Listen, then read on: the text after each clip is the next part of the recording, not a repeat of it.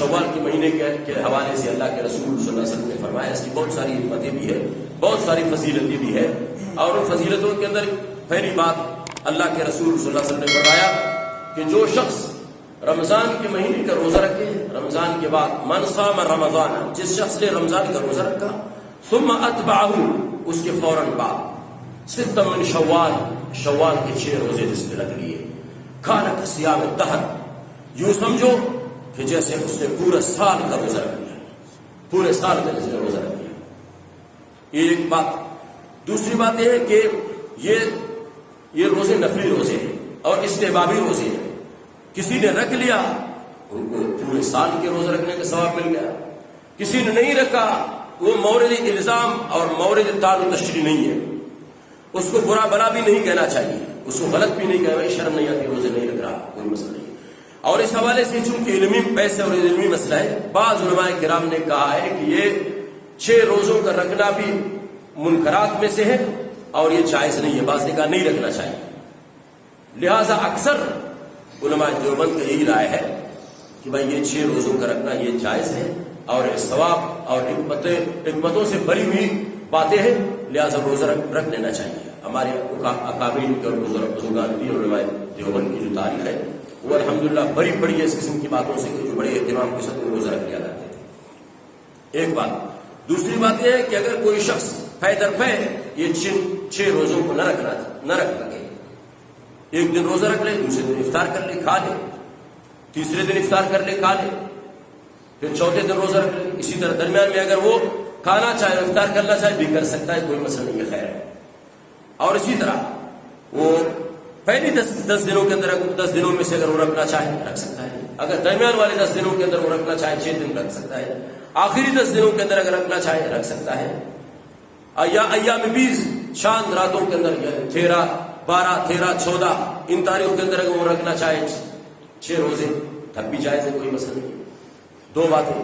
تیسری بات ہے کسی نے اگر ان روزوں کو کسی نے رکھ لیا تھا، روزہ شوال کے 6 روزوں کا کسی نے رکھ لیا تھا، درمیان میں کوئی عذر پیش آ گیا، کسی نے کسی کو کسی دعوت پر بلا لیا، دوست کی دعوت تھی، کسی غریب نے دعوت کی تھی، آگے سے اس کا روزہ تھا، آیا روزہ کا توڑ دینا اس وقت یہ نفلی روزہ ہے، شوال کے مہینے کہہ رہا خیال کرنا، رمضان کے کئی مہینے کے اندر یہ کام نہ کرنا کہ اس کے اوپر پھر کفارہ لازم آئے گا، پھر 2 مہینے تک مسلسل روزہ رکھنا پڑے گا.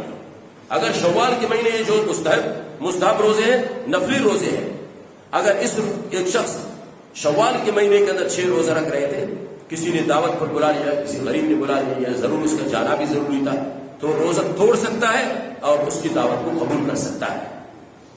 ٹھیک ہے جی. اور اس کے بعد پھر اس روزے کا کیا کریے، ایک دن جس نے روزہ توڑ دیا ہے اس کے بعد پھر اس کی قضائی کرے، بعد میں دوسرے کسی دن کے اندر سے قضائی کرے.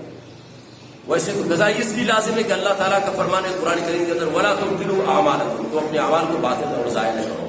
جب روزہ رکھ لیا تم نے تو بس اس کی ابتدا ہو گئی اور تم نے نیت کر لی، درمیان میں جب توڑ دیا اس کے بعد پھر تمہارے اوپر لازم ہو گیا، اس کی قضا لازم ہو گئی. تو لہٰذا یہ شوال کا مہینہ ہے اور اس مہینے کے اندر میں بھی انشاءاللہ کوشش کروں اور آپ حضرات بھی کوشش کریں، جس کو فرصت ملے، جو گھر کے اندر تھا، جس کی کوئی ضرورت نہیں تھی، کوئی عذر نہیں تھا، تو وہ یہ 6 دن کے روزے رکھ لیں.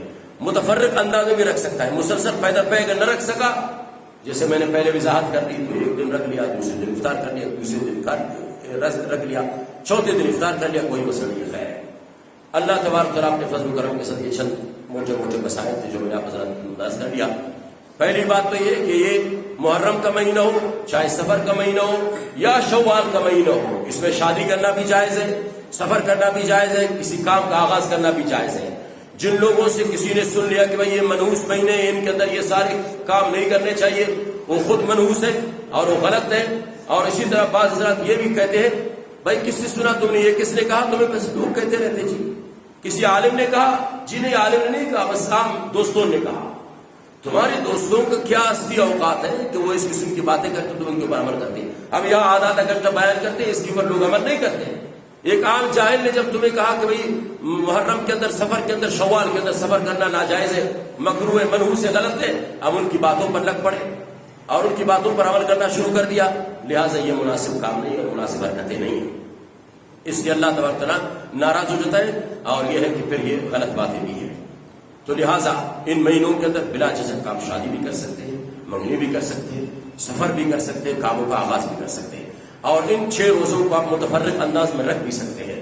کوئی نہ رکھنا چاہے خیر ہے، کوئی مسئلہ نہیں ہے۔ البتہ اللہ کے رسول نے فرمایا کان کصیام الدہر، 6 روزے کسی نے رکھ لیے یوں سمجھو جیسے اس نے پورا سال اس نے روزہ رکھ لیا، پورے سال کا اللہ تبارک و تعالیٰ اس کو ثواب عطا فرما دے گا۔